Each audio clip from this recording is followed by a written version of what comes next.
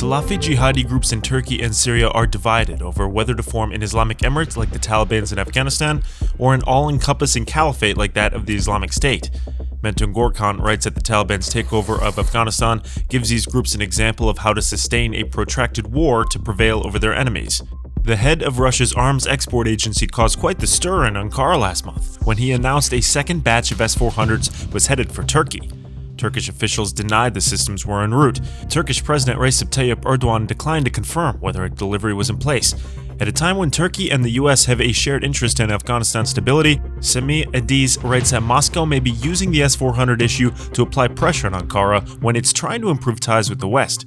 Despite a Russian-negotiated deal to end violence in Syria's southwestern enclave of Dara, the Syrian government over the weekend intensified shelling. The ceasefire called for Iranian-backed forces to lift a months-long siege of the Al-Balad neighborhood and also required rebels to surrender their weapons. Kirill Simonov writes it can be assumed that Russia will continue its efforts to preserve the status quo in the enclave because for Moscow, this is largely a matter of prestige.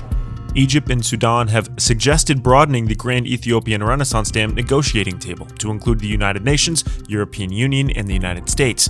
But Ethiopia firmly rejects inviting the international community to the table. A Sudanese diplomatic source told Mohammed Sayed that the sticking point remains Ethiopia's unwillingness to return to the tripatriate talks.